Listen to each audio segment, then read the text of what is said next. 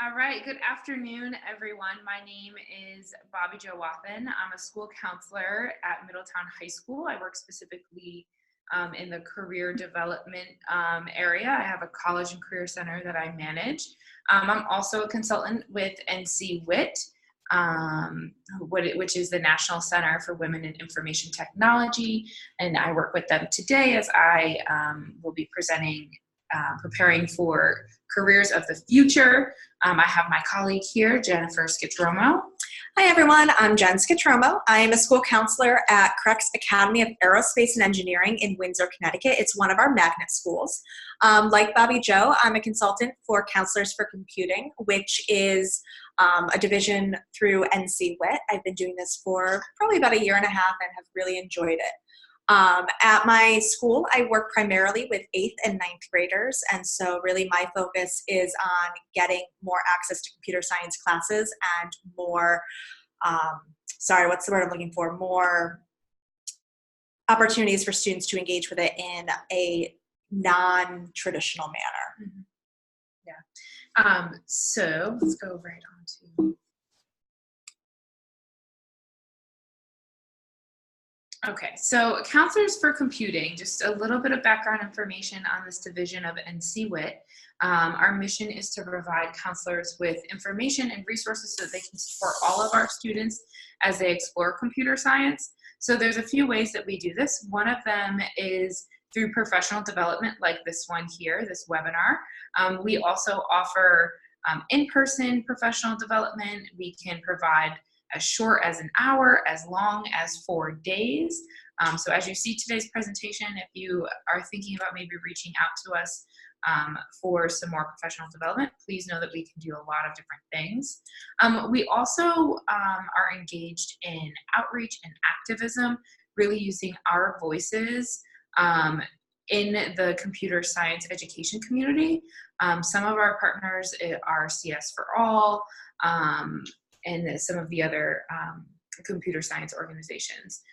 We also work on leadership development. So Jennifer and I are both counselor leaders within this organization, and we're always looking for people who may be interested in spreading this word out beyond your smaller community.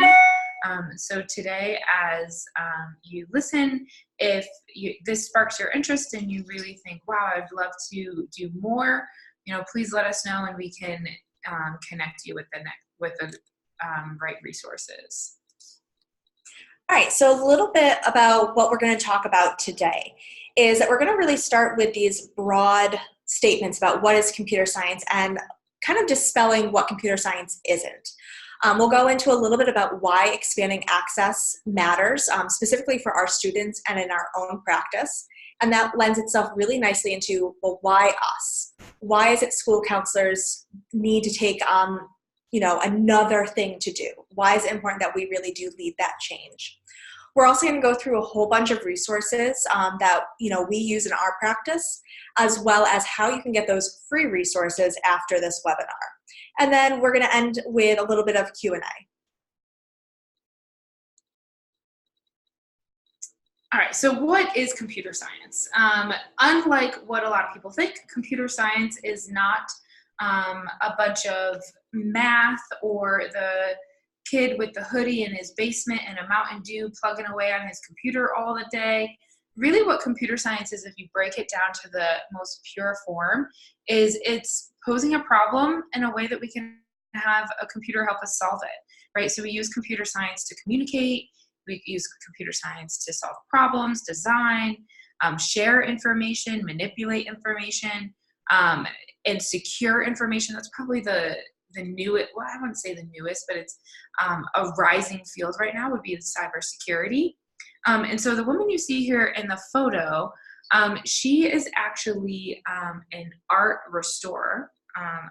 There's probably a better name for that.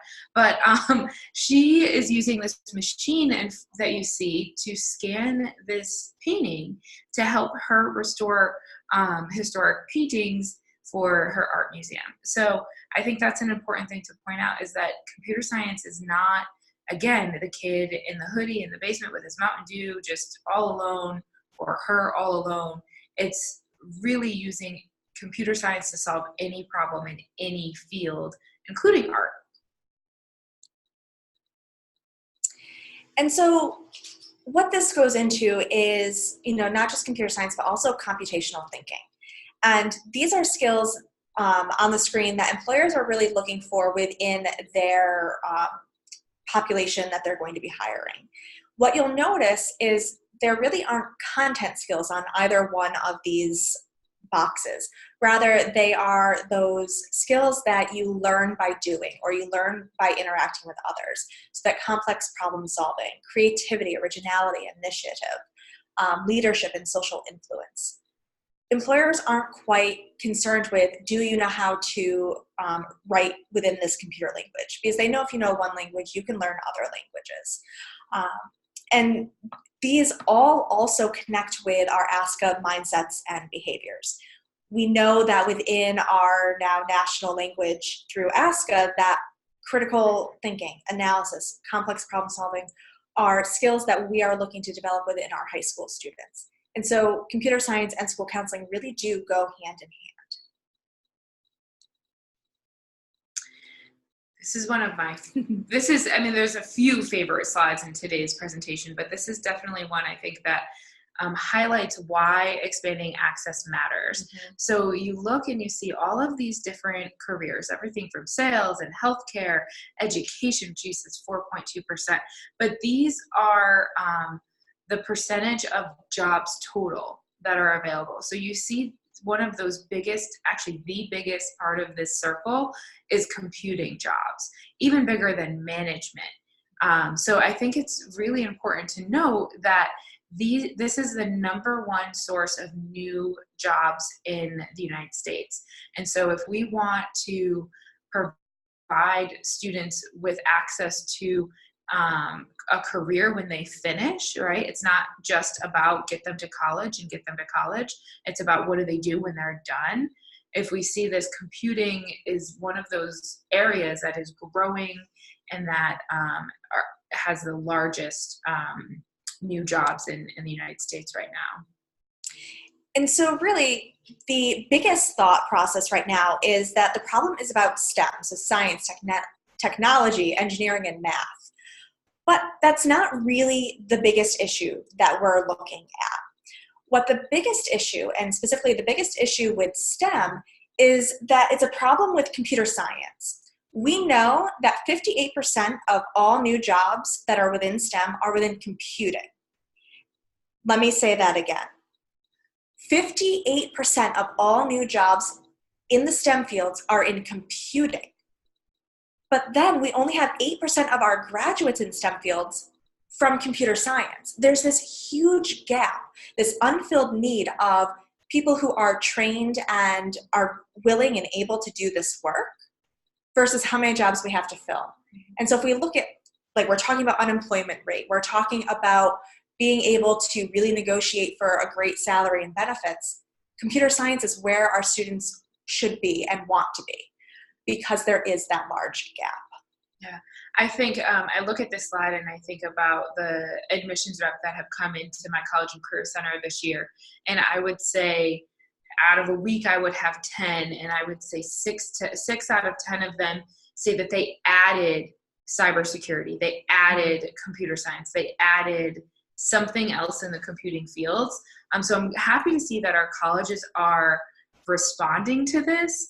But I think the next step is for our field to respond to what is needed out in the job market. And so this next slide kind of talks about, so how do we get students from high school all the way through?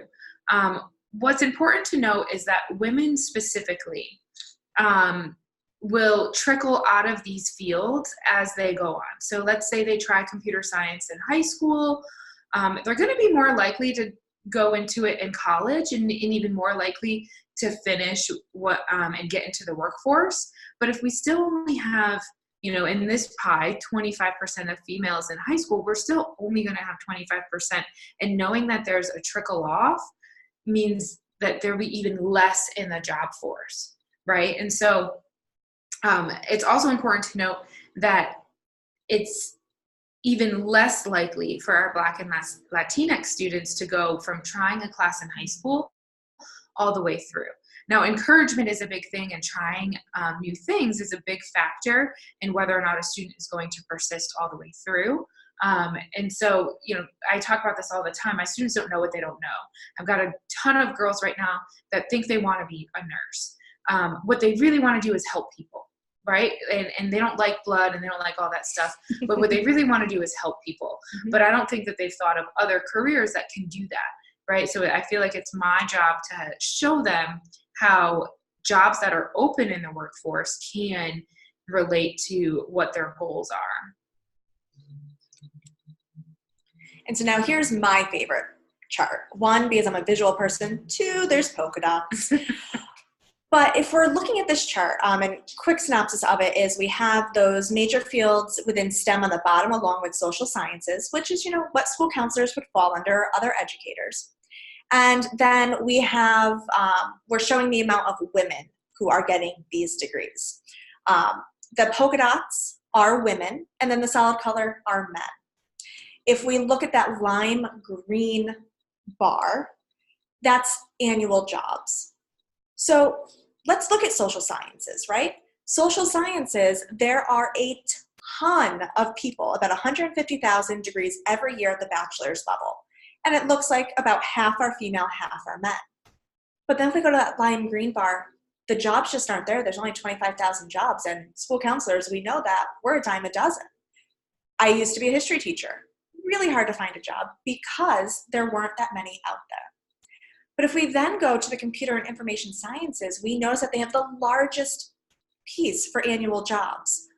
But the amount of degrees that people are receiving and preparing for these jobs will not meet that need. If we look at engineering, and so coming from an engineering school, the amount of bachelor degrees that are given are roughly equal to the amount of jobs that are out there every year. If we're looking at biomedical and biological sciences, right, there's still that mismatch. When we look at the amount of women specifically going into computer and information sciences, we notice that there are many more men going to these fields. So why? What isn't being done that is making this field attractive to women? Is it something within the culture of the jobs? Is it something within the culture of our buildings in which women don't feel comfortable in those spaces, or they're not sure that they can do this? And really that's where we come in as school counselors, through either our counseling lessons or through our one-on-one conversations with students, or even in, groups that we might run with young ladies. I think it's also interesting, Jen, how many women are in biological sciences and in social sciences. Yeah. And we think about what we traditionally push women towards, which are like these helping fields. I just talked about that with the nurses. And so I wonder what is it that women are interested in when they say they want to major in this? And is there an answer to that in computing or some of these other fields, even like engineering? Yeah. So it's just a question that I always have is, how can I make sure that the women understand that not only do they belong in these spaces, but they can also solve the problems that they're interested in these spaces? And so to go back to that nursing question, Bobbi-Jo, I had a freshman in my office this week saying she wanted to be a nurse, but she couldn't deal with blood and shots. And so I'm like, sweetie, we got to think about another path for you. Like, these two things don't go together. If you're going to faint at the sight of blood, you can't go into nursing. And so we started, right? We started spitballing some ideas of what else she could do. And I brought up this idea of computer science. And she goes, well, how would that even fit? I'm like, well, let's take a look at how life is. I have, in my own personal medical background, I've had nurses that have been there, haven't had to do shots, haven't had to do blood. Instead, they give me a pair of virtual reality goggles to watch my breathing. And that's the coolest thing, is you see this bar go up and down on these VR glasses. And that was a nurse. And those are ideas that our women can really help push forward, because they do want to help people. Yeah. So the other important thing here is the value of diversity in computing, right? And so one thing that I know, and I'm going to say this, and it feels harsh every time I say it, but companies want to make sure that they're investing in employees that are going to improve the bottom line, right? And so when you exclude certain populations from solving the problem, you exclude them from your products, which then excludes you from those places in the market, right? And so, however, and this is probably just my school counselor little role, I want everything to be sunshine and butterflies, but it's just not. The reality is that when we leave women out and we leave people of color out, there are problems that they can be solving. I think about the crash test dummies, right? I'm not sure if anyone's familiar with this, but when crash test dummies were first designed, they were designed the size of an average male. And then a woman engineer joined the team, and she was like, wait a minute, women aren't this size. What about my baby? What about car seats? And now we've really advanced quite a bit in the safety in our cars due to a woman joining the engineering team of crash test dummies, right? So it's just as much about improving that bottom line as it is including everyone's voice in solving problems. Another thing I can think of when, what is that stupid app that my kids play with? TikTok? No, it's not TikTok. It is Snapchat. Snapchat, right? And even Instagram. When they first came up with the filters weren't reading every different type of person's face, right? So people who had darker complexions, they weren't reading their face, and they couldn't get the like weird cat ears or like the dog with the licking tongue. But you know, when you include it, if they had included people of color in testing this and in developing it, this is something that they would have caught. Now there have since been updates and whatnot, but that definitely was something that was embarrassing initially. So again, when you include all types of people, you solve more problems. It expands the qualified work pool, and you're just promoting equity. All right, so let's take a look at computer science around Indiana and really around the United States too, and we can always look at some other areas. Right now in Indiana, there are over 5,000 jobs within computing. And so what this really is saying is that there is this unfilled workforce. We keep saying that because if we look at how many graduates there are less than 2,000. So Indiana might be a place that you want to move to because you can get a job there. This 5,000 computing jobs is 2 times the state average, which is insane. I'll just put it that way. We do see, you know, on front page of newspapers that diversity in tech is really an issue, and you know, people are trying to solve this issue, and that goes back to, you know, expanding diversity. But what I would argue is that that problem that tech has wasn't created by them. Rather, it's work that we need to do within our K-12 schools to interest more students, interest more people of color, because they can do this, and it might align really nicely with what they envision their future looking. We know that women who try computer science within high school, specifically AP computer science, are 10 times more likely to major in that in college. And this also, you know, those who have access to AP computer science just across the board are 6 times more likely to study. So even if we're talking about people of color and other men as well. Within Indiana, which I think is really nice because where we're from, Connecticut doesn't check off all 3 of these boxes, but there is dedicated state funding for computer science professional development within Indiana. Connecticut doesn't have that. No. And unfortunately, we're not able to reach as many counselors as we would like, and therefore not able to reach as many students. Indiana requires all high schools to at least offer a computer science class. And there are computer science curriculum standards K through 12, which is really cool. Within Indiana, 21% of schools are teaching AP computer science. There were almost 2,000 exams taken last year, but only 22% of those exams taken were female. And not even worth putting a percentage up there, only 200 were underrepresented minorities. So there's work to definitely be done in Indiana. Use that state funding for your PD to your benefit. Yeah. If you're not joining us from Indiana, I just really quickly want to show you where we got this information because we didn't pick it up from nowhere. This link down here, code.org, I'm actually just going to click on it and show you really quickly. There's lots and lots of resources on code.org. It's one of my favorite to use, especially for the CS Ed week, which is coming up in the first week of December. So notice this looks exactly like it did on our slide, but we can pick any state. I'm going to pick on Connecticut because that's where Jen and I live right now. And look at that. See, we weren't that creative. All the stats are right there. So if you're from another state, you're joining us from a neighboring state, you can take a look and kind of see where you're at. If you expand the AP stats, it'll give that to you down here. And I think what is really interesting is my school in particular is always wants to be on the cutting edge of doing the best things for students. So as I want to promote computer science and expand access or expand our offerings, having this data and what's happening in my state and in my region at these meetings and in these conversations has really been helpful.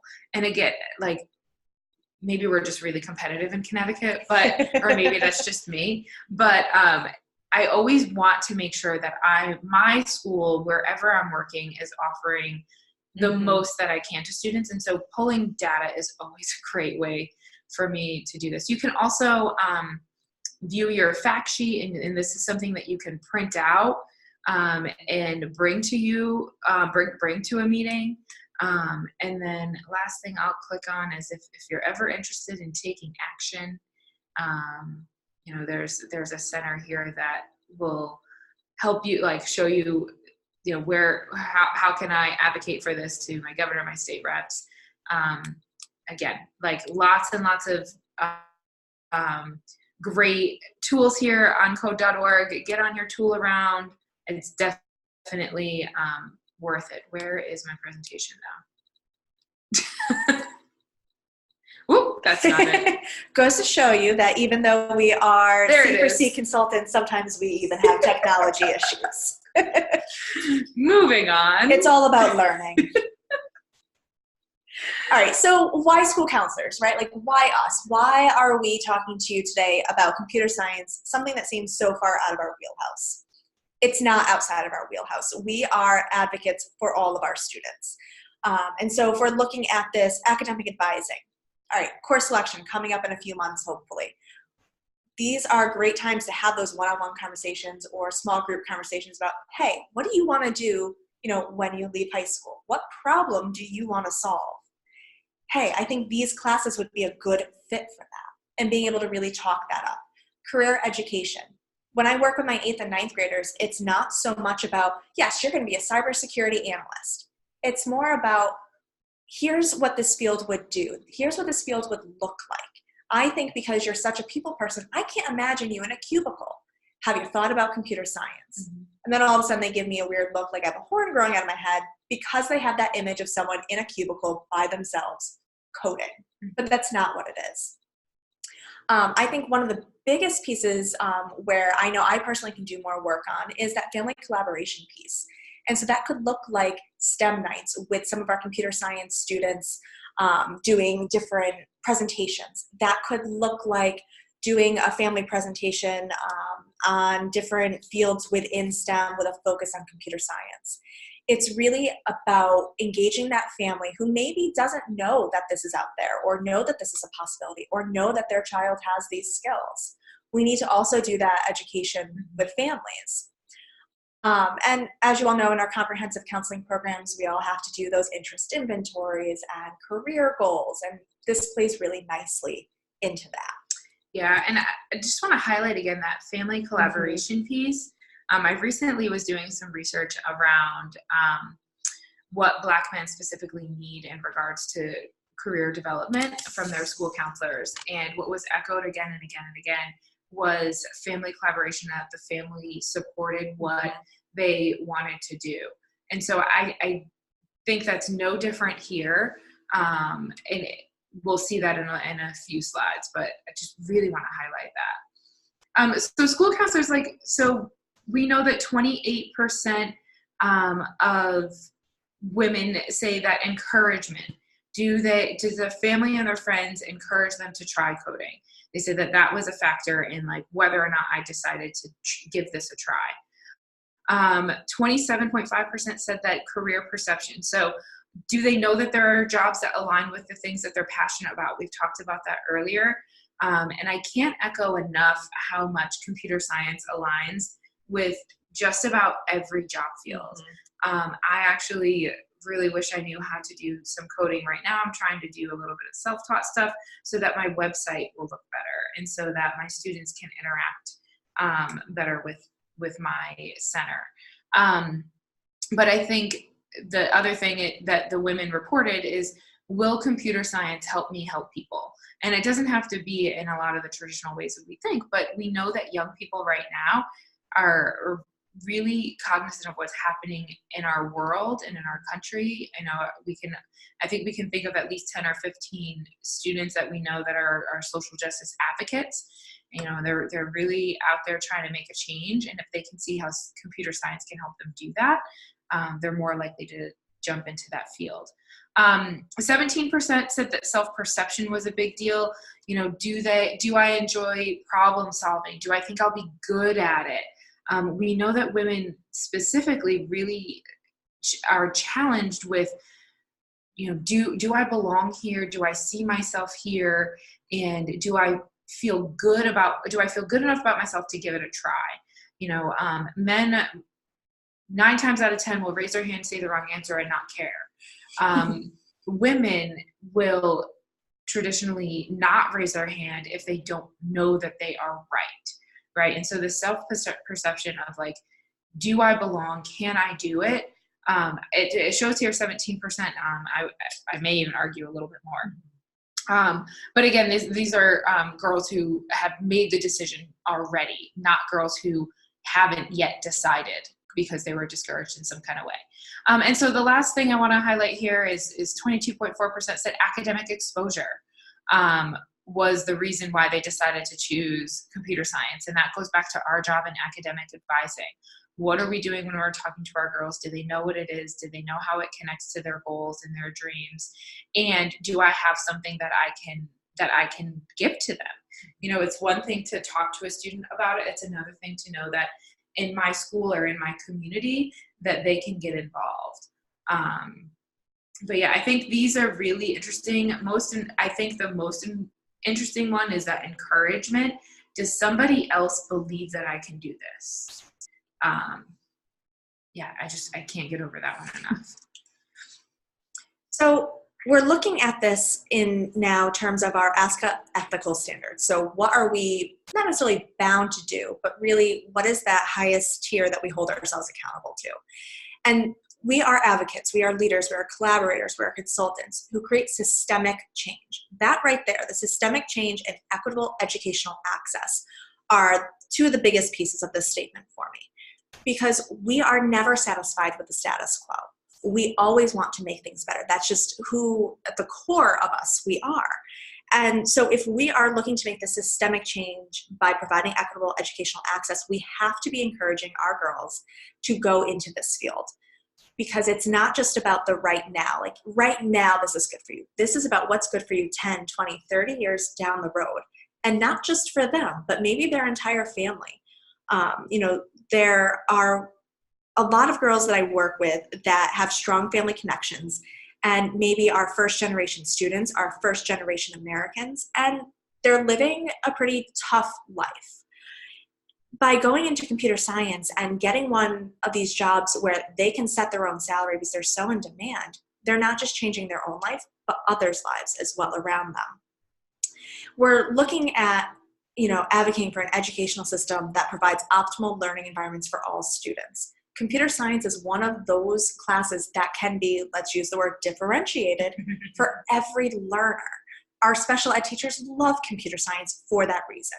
Our teachers are also about, if they don't even know how to turn on a computer, here's where we start. There's unplugged activities. Or if they're a kid who's building their own computer, let's take it to the next level. As Bobbi-Jo was talking earlier about being social justice advocates, we lead by example. And so our kids, when they see us really pushing for this, and showing them how it can be useful in their life, they're going to continue doing this.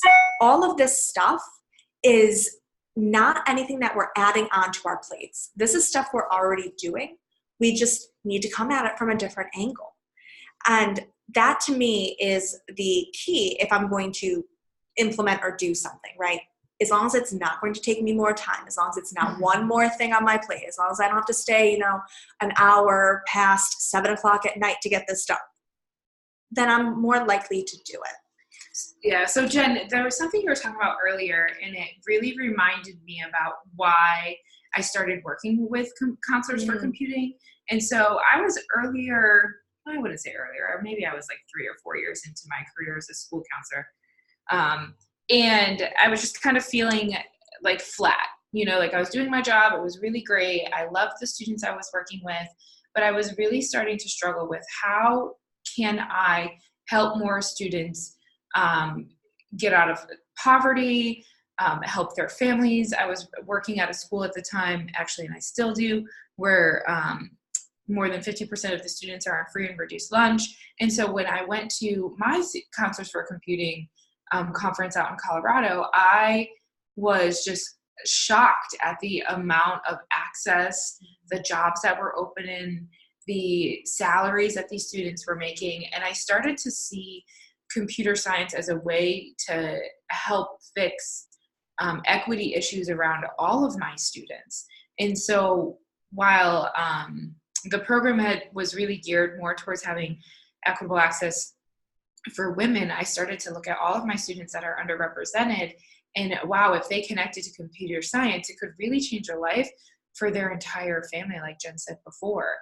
And I have so many examples since I've been at that conference of young people that I've introduced to computer science or put them in a class and refused to take them out even though they asked me 10 times. And they're in internships making as much money as I make every week, which makes me happy. Or they're going to college for free through Cyber Corps. It really started to solve a bigger economy problem in my area for me. And Bobbi-Jo, why don't you tell us one of those stories about one of our graduates from last year? Oh, yes. So this is a student whose family came to us from South Africa, and first generation student in the country, and the family worked really hard for this student to have access to an American education. And so he is a student that questions things all the time. And I put him into a computer science class, and it was AP Computer Science A. I didn't even give him any intro classes before. I jumped right into it, which I think is important to know. Like, the College Board doesn't say that you have to take any prerequisite math course. Well, there is some math. Like, if they would like you to be in Algebra 2 at the same time as you do Computer Science A, but there's no like pre-computing, pre-coding classes. The curriculum is really set up for anyone to access as long as they're in Algebra 2 at the same time. So a lot of our juniors would take it. So we put him in this class. He wasn't about it. Fought with me through the ad drop period, and then ad drop period ended. And I was like, "Oh, sorry, dude. Guess you're in it forever." I'm tricky sometimes. I'm not nice, but halfway through the semester, he really came back down, and it just like sparked something in him. He was questioning. He was trying to figure out, how can I solve other problems? How can I help other people? He started to see the same thing I did. Like, this field could really change a lot of people's access to wealth. And so his family was traveling back to Togo, and he had the opportunity to work with a principal in the area, and he set up a summer camp and taught children in Togo how to code.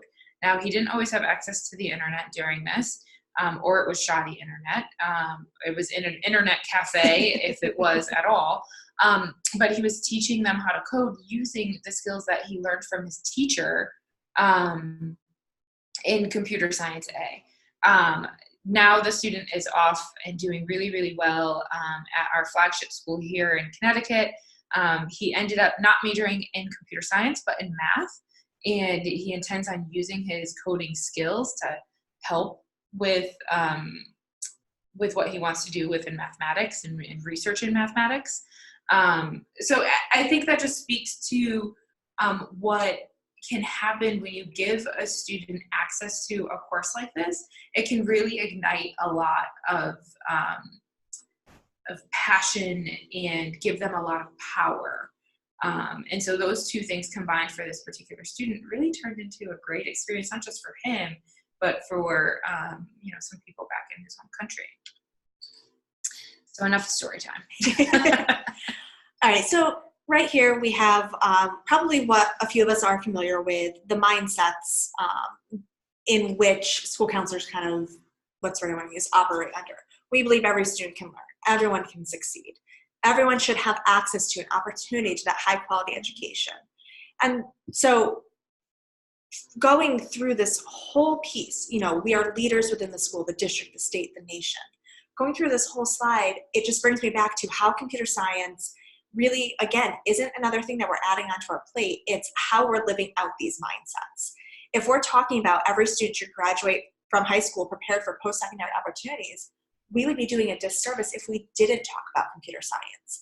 It's just like taking Spanish in high school now, where you have this other language in which you can communicate. Even if you never take another computer science class, but you end up working in insurance. Hartford is the insurance capital of the nation where we live. And if you end up working in insurance and you need a presentation created and you don't know the software, or you want the software to do X, Y, Z, but you can't do it, but you can at least talk the same language as the IT person who's going to help you, or the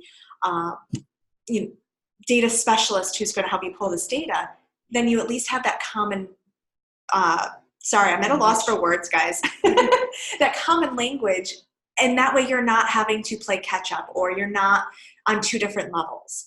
And so just having that second or third language is really beneficial.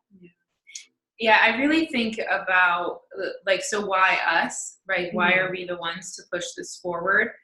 We are the gatekeepers for industry and what students are going to be preparing for in industry. We're also the gatekeepers of what's available in the schedule and what students have access to, and so it's not really doing anything different. It's just remembering to think about computer science. I don't know about you guys, but I didn't have a whole lot of exposure before I started doing this work. Mm-hmm. So I knew that my teacher who taught computer science, I could fill up her class because she didn't care, and she would even over-enroll and she didn't care. And I was like, yes, someone's going to take these kids and not be mad at me late in the semester. But when I started to understand why that can happen, how that can happen, and why that was so important to her, and then I started believing why that wasn't so important to me, it really just ended up being another way to answer these questions and do these things, as opposed to adding something onto my plate. We can't say that enough. We're not asking anyone to do anything new. We're just like you think about making sure a student can read and a student has completed their math requirements. We want you guys to also think about have they had access to computing so that they're ready for the workforce. And so really, we're just going through these core competencies. We want to understand what the barriers are to student learning. We want to close that achievement and opportunity gap. We need to be able to understand career opportunities, labor market trends, and pass that on to students. And we have this belief that everyone should graduate and be prepared for employment or college. Computer science is probably one of the few classes in which we can hit all of this in one fell swoop, right? Like kill 3 birds with 1 stone. And when we start to help our students understand those career opportunities and labor market trends, we are encouraging them to go into these classes. We are encouraging them to persist in these classes when they feel like there is nothing they can do to get out of the hole that they have dug for themselves. Last year I had one student who he's like, no, I really want to take computer science. I really want to take computer science. And really, his motivation for that was because he knew that teacher would let him go in there, and she really left it up to him to interact with the material, and it was a class he thought he could skip. But within being in there in 2, 3, 4 weeks, he realized, wait, this is actually interesting. This is something that I could use. And so a kid who skipped 7 out of periods a day, all of a sudden was in class for the entire class. So in this, we go back to this encouragement, right? And so back at this slide, it's the highest percentage of the reason why females choose to go into computer science. And guess what? It's in our standards and what we're supposed to be doing for students. And so if we're doing that, we are making sure that students have access and that students feel like they belong there. So how do we encourage them, right? Like we have to go through this, but helping them to envision what it looks like to succeed. That they might fail a few times, fall flat on their face, but from those failures, they get closer to that problem-solving piece. Spark interest early and often. If one thing's not connecting with them, try another, right? It's just like our counseling techniques. Start using growth mindset with students. Again, going back to those failures. And really, and this is something that I know I use in my practice, I know Bobbi-Jo uses in her practice, instead of asking them what they want to be when they grow up, because that's such a nebulous idea, ask them, what problem do they want to solve? Most of the time, they may not know what they want to be, but they know that there's something in the world that isn't quite right and they want to do something about it. So what is that? And how can computer science do that for them? Yeah, I want to play this quick little video for us. Is this going to share here?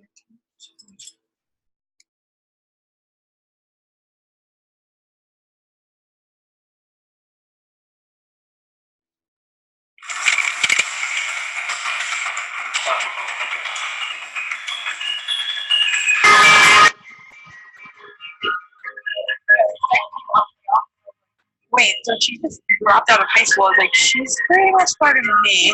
No one in my family is like finished school. I'm the first. The best thing about the engineer is that you're going to be like a superhero. I'm doing this because I want the best for him too. I don't want people to be left behind any longer. I have a big chance to introduce young people to technology, to teach young people how to program. I want the next big technology to come from Africa. I hate really, like I don't have any excuses to quit, like I have any excuses to crawl. So begins my battle. So enter my dragons. There are lots of passionate and creative and talented young girls over here, but they don't know where to go and do projects together. I was the only girl in my AP computer science class, and that was honestly my first exposure to the fact that there weren't many of us. That had to change.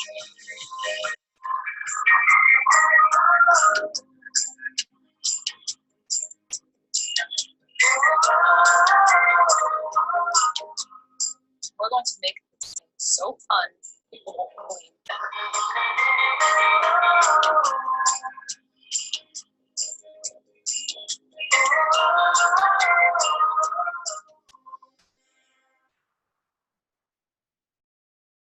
So that's a little preview of this big dream movement. Definitely take a look at it. This is something that's really easy. Close that before the next thing starts playing. Something that's technology, guys. Sorry, here we go. So again, that's something that's really easy to share to a class. I don't know if you guys have something called advisory or this block of time throughout your day that you're using to connect with students through school counseling lessons. We also use ours for what we call on-track meetings, where we're talking to students about their grades. But anyway, there's opportunities within advisory for me to insert a lesson or just maybe even share out a video for the teachers to watch with their advisories or maybe even with their homerooms. So again, really, really low level type of thing that you could share. If you wanted to make it something a larger level, you could grab this from Netflix and have a movie night. Again, Jen was talking about a STEM night. It would be really cool. Maybe there was also a movie showing in one of the rooms. Who knows?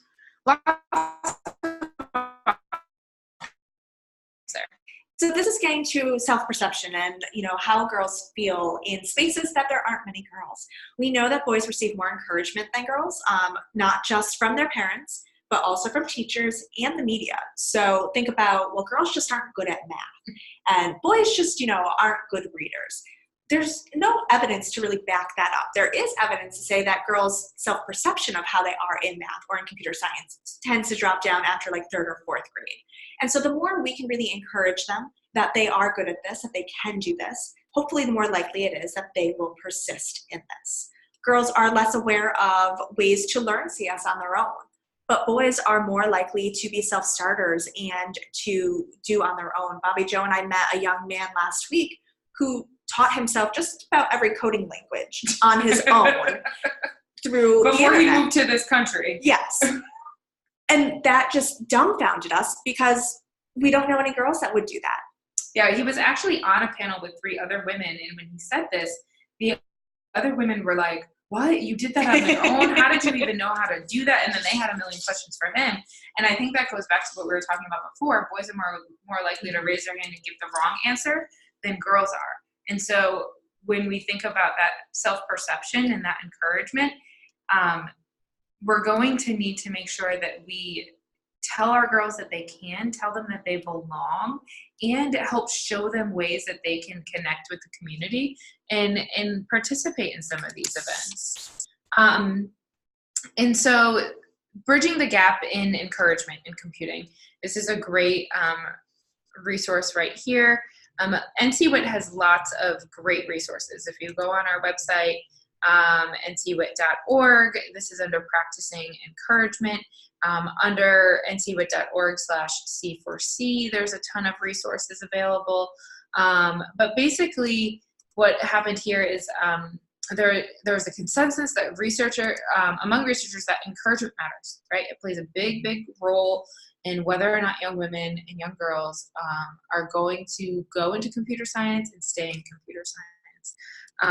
And so definitely some highlights in this research that NCWIT has provided us. So take a look at that link.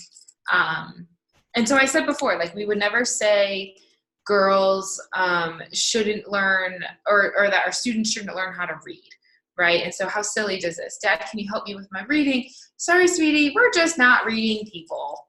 I'm just not a reader. Like, we say that all the time. I heard my brother-in-law say this about math all the time when my niece brings home her math homework.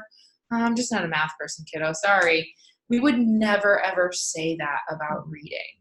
And when we think about computer science as another language, as another way to communicate and solve problems, we've got to include that in this conversation. Again, it sounds silly. And I think we are going to get to a point where it would be silly not to know how to do these things. So as we've been talking about throughout this presentation, technology really affects every field. And it's not just about people who are coding. If we think about graphic designers, they're absolutely engaging with computer science and specifically coders when we are creating movies such as Frozen or Frozen 2 just coming out. When we are starting to look at new medical advances, really computer science is in that field too. If we think about x-rays and radiation treatments, the ability for technology to really impact those fields has really helped that field grow exponentially for success rates of certain treatments. And what's the word I'm looking for? The ability to lead a productive life with those treatments. Think about your own house. And I don't know if you guys have seen the Apple commercial, but people are saying that there's more technology in your phone than in your entire house. That may not hold true in a few years if we think about all of our smart connected thermostats and fridges, the Internet of Things. That's the next up and coming piece. Yeah. So again, we want to think about preparing our students for the 21st century.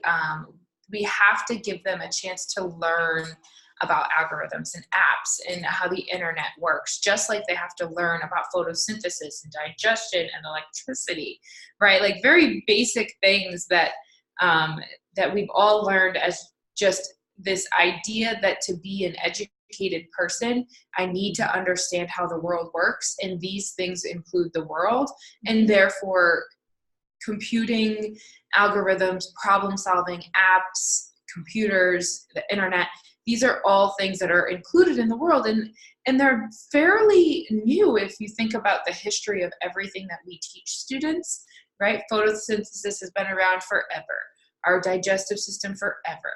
You know, I think it's going to be very important that we as leaders in this industry of education push to make sure that we're not leaving out some of the newest things. And I think what I connect really well with here is these aren't new ideas. Yes, it's a new piece of technology or something new, but they're not new ideas. You can use that complex problem solving. You can use that computational thinking wherever you are, home, work, to solve some big problem that you don't know how to solve yet. Yeah. If you use these skills, it's going to help you get to the bottom and find a solution. Yeah. So again, Jen mentioned this earlier. Instead of what do you want to be when you grow up, what problem do you want to solve? I think when I initially started asking this question to younger students, I had a hard time framing it. I think it's still a great question for young students, but I've had a ton of success with like 10th grade on.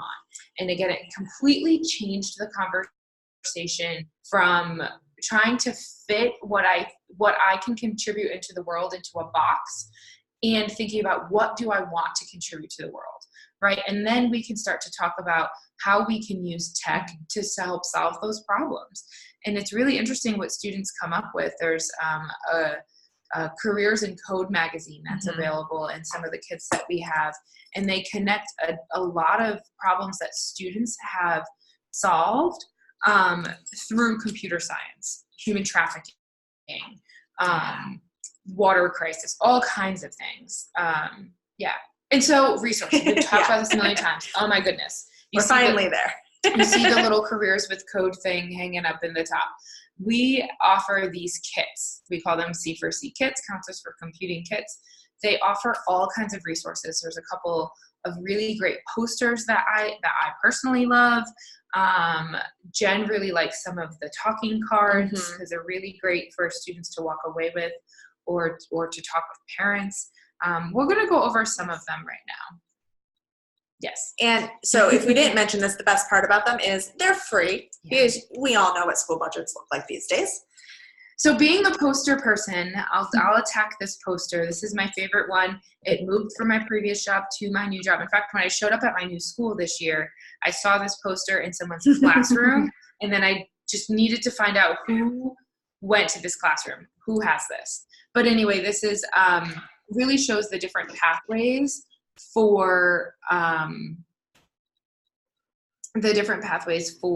students to engage in computer science. So the military, university, and community college. And then it also connects to what I think my students care about sometimes, which is salaries. And it's a really nice visual for me also when I'm talking with parents, to show them that there's multiple different pathways, and we should be thinking about which one's going to be right for our student. And the cards that I love the most really go more into all of those ideas and sample careers. So that's what the next few slides are. We're going to skip a little bit ahead. This is going to be posted online, as well as the links to the slides.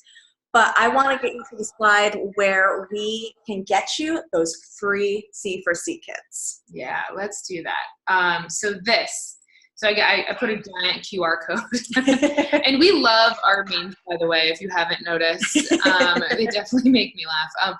But anyway, the QR code is there, but also the link is there. I'm going to show you quickly how you can do that. Super, super easy. Again, you click on that link. Wow, I've got a lot of tabs open already, huh? So anyway, this tells you a little bit about who we are. We'll do that later. What do you mean page not found? Try again. Sorry, guys.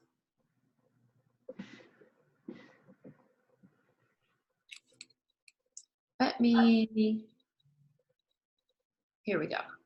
So over here, Counselors for Computing Materials, you'll see a bunch of different hyperlinks. Now, a lot of the materials that we just talked about are things that you can click on and you can print, right? So if you've got access to some really great printers, you can print them. Or you could also order some kits. And so that would be right here. You would complete this form, and the C4C wizards will send you all of this information. It also goes over all of the different things that are in the kits. Again, lots of really great resources to use. Simply put in your information, hit submit, and you will get some materials. There we go. And so we're going to skip ahead a little bit more. We're going to go and talk a little bit about Tecnolochicas and Fab Femmes. If you are wanting to do something, but you don't know where to start, easiest way is bring in a guest speaker. And so Tecnolochicas and Fab Femmes are two databases of women in technology, either students, college students, or in industry, who would come and speak to you and a group of students or an entire grade level of students. And so it's really women in technology already. They'll talk about how they got there, what barriers were there, who made a difference in their life to get them to that place. Yeah. They also have some great videos too. So Yeah. again, I love sending a video to a class because then the teachers don't have to think a whole lot about the lesson. They show a video and then talk about the video. It's pretty easy. So in the slides there are some other resources that we love. We love Modern Figures. Definitely take a look at their podcast. I'm a huge fan of podcasts to begin with, but Modern Figures is a really great one that talks about what it's like to be a woman in tech. I went too quickly. We don't need that one. Just kidding. Sorry, guys. So I wanted to open it up to questions if anybody has any. If not, you can certainly send questions through the invitation that you received. Like if you would like for a bigger presentation, I mean, this was a really quick 60-minute shortcut to what is it? How does our job connect with access or getting access for students in computer science? Sorry about that. But we can also talk about the different jobs that are available. We can show you what it means to code. We've brought panel discussions in before, and I think those have been really impactful, as when counselors can hear from young people or even people that are in industry and what it was like. So certainly reach out to us at c4c@ncwit.org. Check us out on our website. And we love social media, so you can look us up on Twitter or Instagram. We're always posting something at NCWIT or it is at NCWIT. Never mind. Yeah. Our hashtag NCWIT C4C on Insta, Facebook, or on Twitter. Most of our stuff is on the Twitter. But I want to leave you guys with this. Changes in computer science education are happening fast, and it's happening with implications for your practice. Right, so many people are getting involved. Think about joining the movement, and let's see what we can all do together to help solve some of these problems. Thank you guys so much for spending part of your afternoon with us. And if you're watching this after we broadcast it, thank you so much for tuning in. We really enjoyed this.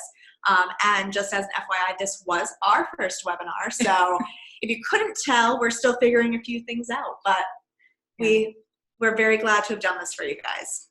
Thank you.